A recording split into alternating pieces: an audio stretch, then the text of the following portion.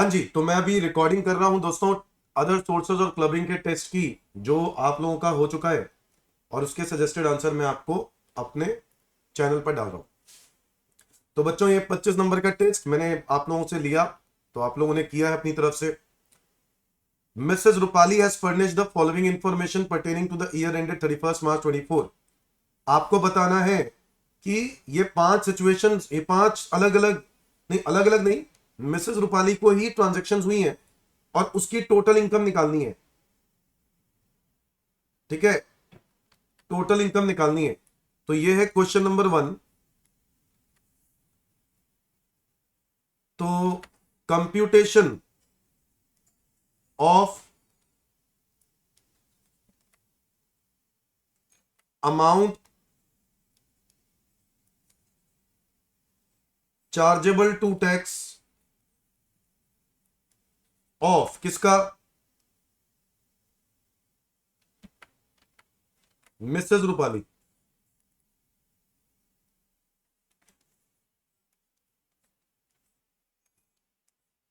ठीक है जी, और इसके अंदर हम लोग क्या करने वाले हैं,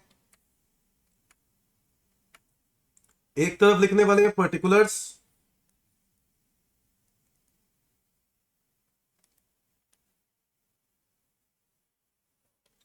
एक तरफ लिखने वाले हैं amount,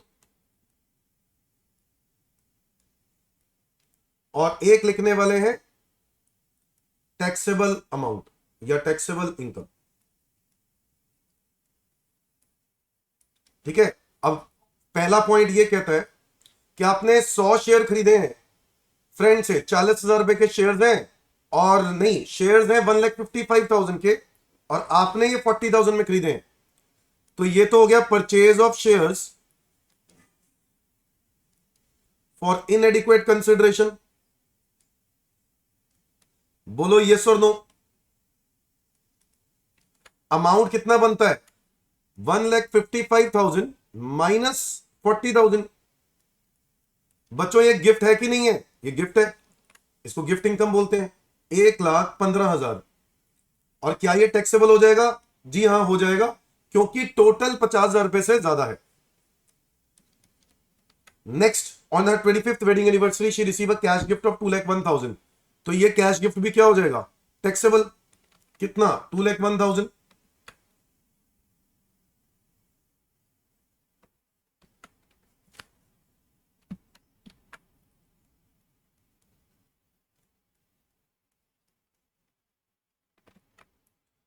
on the above occasion she receive a platinum worth ring, 2.5 lakh रुपए from her brother living in Singapore. तो ब्रदर तो रिलेटिव होता है।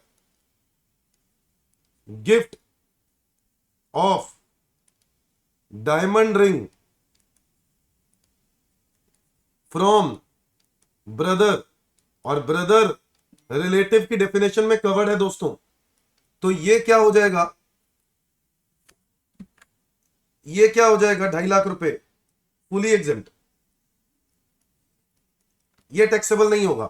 She got a cash gift in aggregate of 25,000 from her 4 friends on occasion of her daughter's wedding. ये taxable हो जाएगा, क्योंकि पहले से ही कैश गिफ्ट टैक्सेबल है और टोटल इन एग्रीगेट 50,000 से ज्यादा है, तो ये टैक्सेबल हो जाएगा।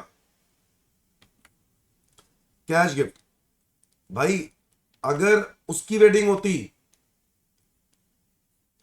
तो वो क्या हो जाता, फुली एग्जेम्प्ट। बट ये डॉटर की वेडिंग है और उसको गिफ्ट मिले हैं, तो 25,000 रुपए क्या होने चाहिए, टैक्सेबल। आगे आ जाओ। She also receive 49,000 as gift by way of cheque from her maternal uncle, मामा जी, मामा जी से गिफ्ट मिला है। बोलो क्या ये टैक्सेबल होगा, नहीं। गिफ्ट रिसीव फ्रॉम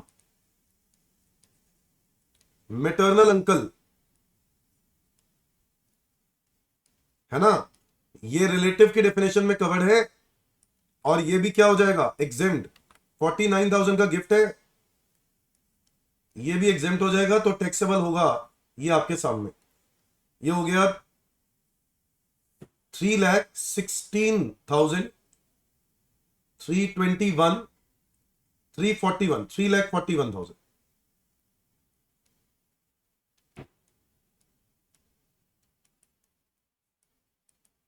आगे आ जाओ, question number 2। Compute gross total income of Abhinav and his wife Mrs Suhani from her following incomes. तो ये कुछ इनकम दी हुई है, इनकी टोटल इनकम निकालनी है। आओ क्वेश्चन नंबर है 2।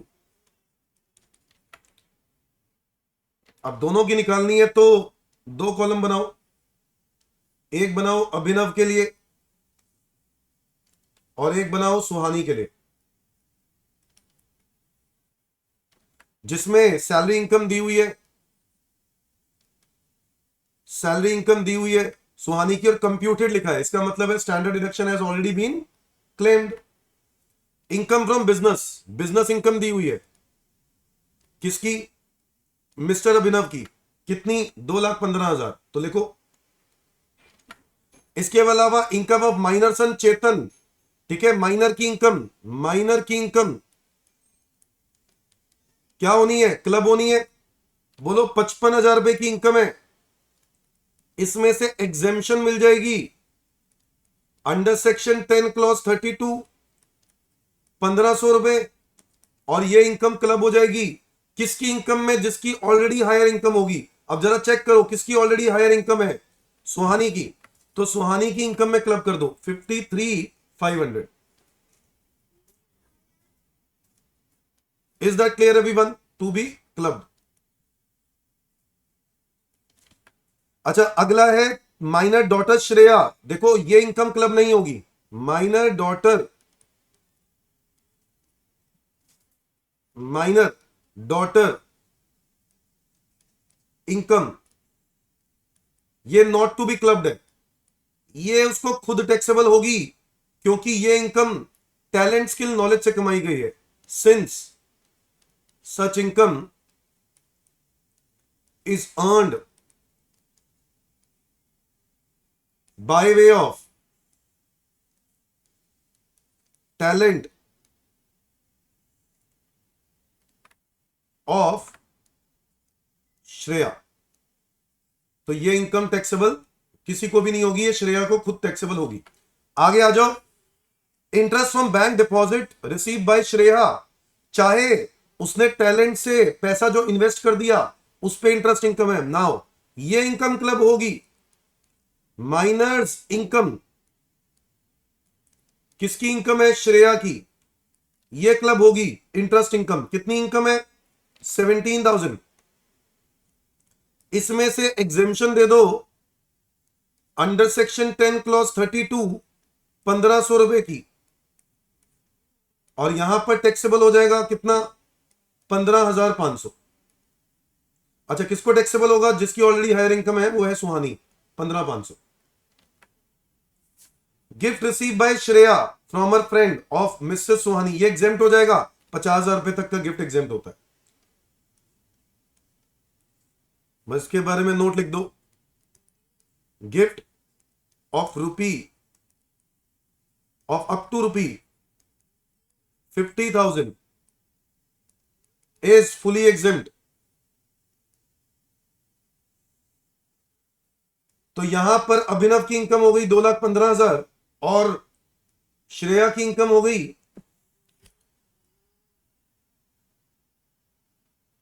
3,25,000 प्लस 53,500 प्लस 15,500 3,94,000। ये इनकम हो गई सुहानी की और ये इनकम होगी अभिनव की। क्या ये बात क्लियर है? 6 नंबर का क्वेश्चन, अच्छा क्वेश्चन था। क्वेश्चन नंबर 3 पे आ जाओ। इस क्वेश्चन में आपको पर्टिकुलरली बताना है कि ये इनकम टैक्सेबल होंगी या नहीं होंगी, और होंगी तो कौन से हेड में होंगी। Dividend on shares in case of dealer in shares, बच्चों कहां जाएगा, अदर सोर्सेस, कहां जाएगा, अदर सोर्सेस, टैक्सेबल रहेगा अदर सोर्सेस में। Salary receive by partner from firm, PGBP, PGBP बोलो यस और no. Rental income of machinery, rental income of machinery other sources में भी जा सकती है, पीजीबीपी में भी जा सकती है, एज द केस में भी, डिपेंडिंग अपॉन कि ये मेरा काम है या नहीं। अगला बताओ, विनिंग फ्रॉम लॉटरी, चाहे मेरी ये बिजनेस एक्टिविटी है, still it will be taxable under the head other sources. Salary payable to MP, MP को जो सैलरी मिलती है वो हमेशा अदर सोर्सेज में ही जाती है। रिसीव विदाउट कंसिडरेशन, गिफ्ट, ये भी कहां जाएगी, other sources. In case of retirement, interest on employees contribution, if PF is U R PF, बच्चों ये इनकम भी कहां जाएगी, अदर सोर्सेस। और लास्ट में rental income in case of person engage in business of letting out of property, आप property को किराए पर देने का काम करते हो और उसमें रेंटल इनकम कमा रहे हो, कहां जाएगा, पीजीबीपी। क्या ये बात समझ में आई? ये इंपॉर्टेंट है, ऐसे क्वेश्चन एग्जाम में कई बार पूछे जा चुके हैं 4 नंबर के लिए। क्वेश्चन नंबर 4, क्वेश्चन नंबर 4 बच्चों, मिस्टर ए एक डीलर है शेयर्स का, कैश गिफ्ट रिसीव कर रहा है 25,000 रुपए, तो क्या होना चाहिए, टैक्सेबल होना चाहिए कि नहीं, बिल्कुल होना चाहिए। कैश गिफ्ट, हाँ जी, कैश गिफ्ट 25,000 रुपए टैक्सेबल होना चाहिए। बट आपको याद है वैसे तो 50,000 रुपए तक का गिफ्ट एग्जेम्प्ट होता है, तो अगर इसका कोई और कैश गिफ्ट नहीं है, कोई मॉनेटरी गिफ्ट नहीं है, तो ये फुली एग्जेम्प्ट हो जाएगा, क्योंकि 50,000 रुपए तक नहीं बनेगा। बोलो यस और नो। चेक कर लेते हैं पूरा क्वेश्चन, और मुझे इस कैश गिफ्ट के अलावा कोई कैश चेक में कुछ दिख रहा है क्या, नहीं दिख रहा है, तो बच्चों ये फुली एग्जेम्प्ट हो जाएगा। Cash gift of ₹25,000 is fully exempt, is fully exempt since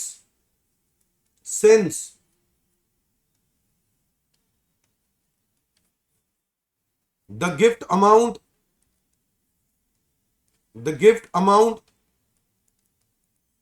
does not exceed ₹50,000। Number 2, Boolean मिला है फेयर मार्केट वैल्यू 40,000 रुपए, क्या करें, बुलियन मिला है जिसका एफएमवी 40,000 रुपए है, यह भी गिफ्ट मिला है। अब देखो क्या कोई और मूवेबल प्रॉपर्टी मिली है, तब तो टैक्सेबल करो। कोई और मूवेबल प्रॉपर्टी मिली है, मैंने देखा नहीं सर, कोई और मूवेबल प्रॉपर्टी नहीं मिली। ये Boolean fair market value of ₹40,000 is fully exempt, ये भी फुली एग्जेम्प्ट हो जाएगा बच्चों,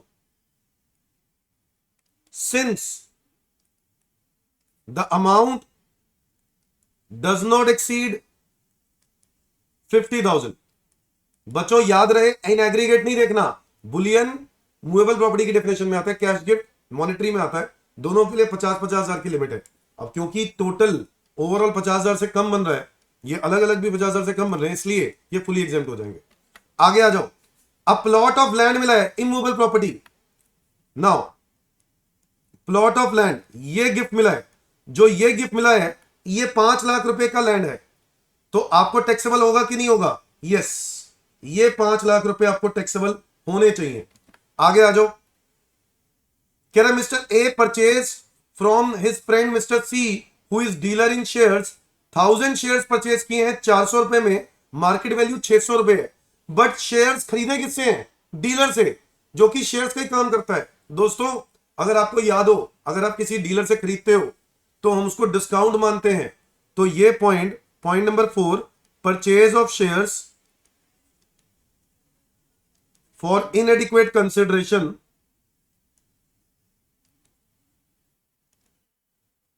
इनएडिक्वेट कंसिडरेशन कितना बनेगा बताओ, 4 लाख, 6 लाख माइनस 4 लाख, 6 लाख माइनस 4 लाख, क्या ये टैक्सेबल होगा, 2 लाख रुपए, नॉट टैक्सेबल, ये टैक्सेबल नहीं होगा, सिंस नॉन टैक्सेबल,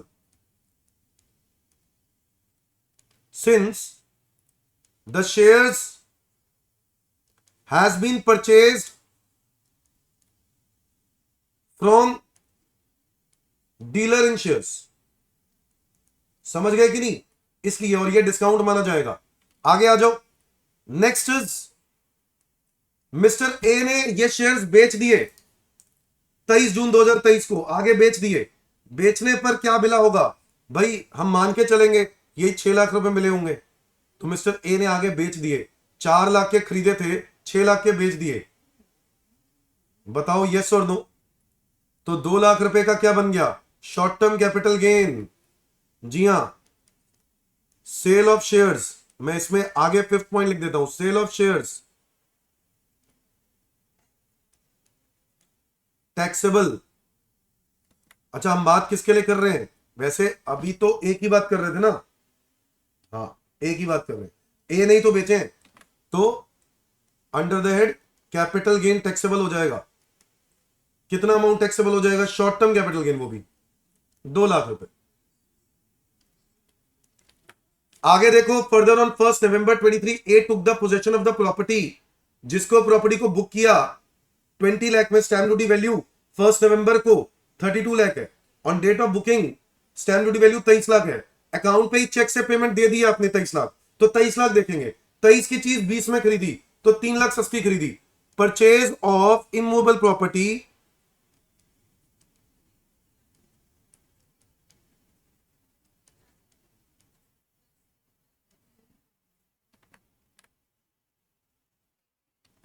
अच्छा वैसे हाँ, purchase of immovable property for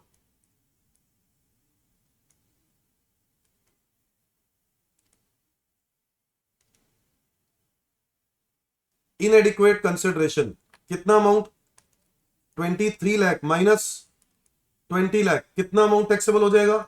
3 lakh रुपए अदर सोर्सेज में टैक्सेबल हो जाएगा। क्या ये बात समझ में आ गई? क्या ये बात समझ में आ गई? ओके। अच्छा, 3 लाख रुपए टैक्सेबल हो जाएगा क्योंकि ये 10% of consideration, since the difference exceeds 10% of consideration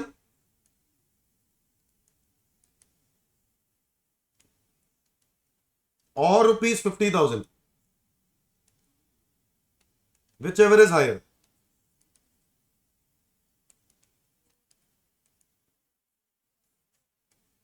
point number 7, आपने ये प्लॉट ऑफ लैंड जो 5 लाख का मिला है ना, ये आपने आगे बेच दिया है। कितने में बेच दिया है? 2 लाख में बेच दिया है। तो प्लॉट ऑफ लैंड आगे बेच दिया, सेल ऑफ लैंड, यहां पर क्या हो जाएगा? कैपिटल गेन, कैपिटल गेन हो जाएगा। कब खरीदा था? अप्रैल 2010, लॉन्ग टर्म कैपिटल गेन। अब देखो यहां पर इंडेक्सेशन के बारे में तो लिखा नहीं हुआ, तो मैं यहां पे इंडेक्सेशन को इग्नोर कर रहा हूं। हालांकि income chargeable under the head other sources बताना था, तो 7 लाख रुपए की लैंड है, 5 लाख रुपए की मिली तो फ्री में थी, बट 5 लाख रुपए पर टैक्स दे रहे हो ना, तो 2 लाख रुपए टैक्सेबल होगा under the head other sources. नहीं नहीं सॉरी, लॉन्ग टर्म क्यों होगा? शॉर्ट टर्म ही होगा, सॉरी। हाँ, बी ने अप्रैल 10 में खरीदी ना, आपने तो 1 जुलाई 23 को मिली, ठीक है, तो 2 लाख रुपए taxable short term capital gain. अब अगर आप मुझसे पूछोगे ग्रॉस टोटल इनकम, तो कितनी इनकम होगी? 5, 2, 7, 3, 10, 2, 12, 12 लाख। और अगर मैं अलग अलग बोलूं तो इसमें short term capital gain 2 lakh रुपए ये है और 2 लाख रुपए ये है, टोटल कितना हो गया? 4 लाख रुपए का कैपिटल गेन हो गया। अच्छा, एक बात बताओ, क्या ए भी डीलर ही था शेयर्स का? हाँ, और उसने आगे डीलर खरीदा, और ये इनकम तो पीजीबीपी बनेगी। यहां पे मुझसे मिस्टेक हो रही है, ये 2 लाख का ही गेन होगा। ये income sale of shares PGBP income होगी। सॉरी बच्चों, ये पीजीबीपी इनकम होगी, क्योंकि ये उसका काम था ना, ये उसका काम था, तो ये इनकम कहां जाएगी? पीजीबीपी, बिजनेस एक्टिविटी है उसकी। क्या ये बात समझ में आ गई? अब capital gain, short term capital gain question ने मांगा, कैपिटल गेन कितना होगा? 2 लाख। और अदर सोर्सेज में मांगा, तो अदर सोर्सेज में बात करें तो अदर सोर्सेज में आएगा एक तो 3 और 5।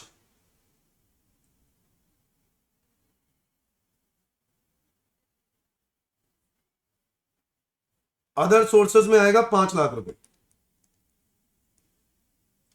2 लाख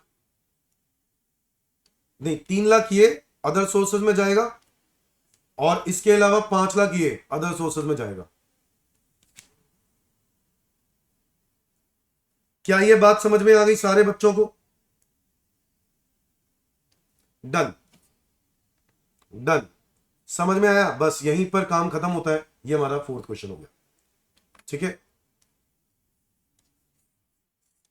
दैट्स इट। बाकी टेस्ट के लिए तो मैं दे ही रहा हूं, अगर आपको बच्चों पसंद आ रहा है अपने दोस्तों के साथ शेयर करो। फ्री सीरीज चल रही है टेस्ट की, जरूर टेस्ट दें, ठीक है, और इससे आपकी प्रैक्टिस होगी। Thank you, bye bye.